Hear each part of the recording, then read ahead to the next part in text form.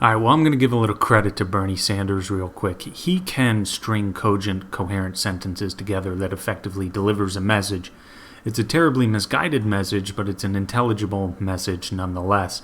Now, I don't have much criticism for Joe Biden because it seems like every time he speaks, it's just a great deal of babble, incoherent babble that I really have trouble deciphering. Now, I'm not trying to be insulting, and I don't say this with the intention of poking fun at Joe Biden, but I am fairly certain that there is something actually wrong with him. It really seems as if there is some degeneration occurring in his cognitive faculties.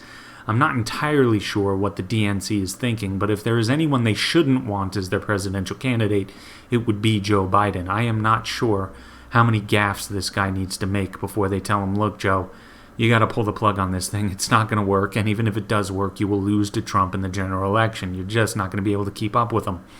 I would be shocked if someone hasn't said this to him already. I mean, after all, what has Joe Biden done recently? What are the gaffes he's made? Well, he thought he was in Vermont when he was really in New Hampshire. Then he said he was running for the Senate, not the presidency. Recently, he said he wanted people's support for Super Thursday, not Super Tuesday. I'm not really sure what Super Thursday is. He tried quoting the Declaration of Independence, but all he ended up saying was, we hold these truths to be self-evident. All men and women created by go, you know the thing. That's a direct quote, by the way. I'm not joking.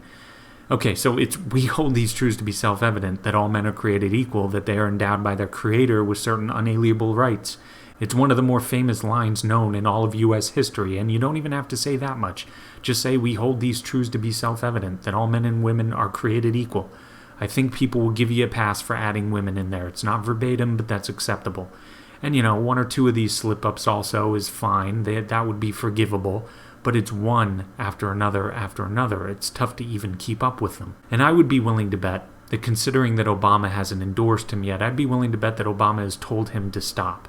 Like, please, Joe, you're just not cut out for this. I'm unsure if he can handle this stress. I bet Obama knows there is some pressure for him to endorse Biden, and it should be easy. Hey, he was his vice president for 8 years, yet he's still silent. I bet he's waiting for the possibility that Joe Biden has a decent streak of not messing up, and then he might endorse him, maybe. But the fact that Obama hasn't endorsed him yet, to me that shows that although I'm no fan of Obama's, I think he's smart enough to see what's happening. He probably doesn't want to endorse this guy who doesn't know where he is half the time, doesn't know who he's speaking to, can't string a sentence together, can't remember the number for people to text to support his campaign, if you remember that one, and is quite literally showing signs of mental deterioration. So, good luck, Joe. You're going to need it, because if you win the nomination, Trump is going to wipe the floor with you. And that's coming from me, someone who is not Trump's biggest fan. I just realized that Trump's quick on his feet, whereas Joe Biden seems to have trouble just crawling. But anyway, that's all for now. Please like, subscribe, and share, and all that good stuff, and take it easy.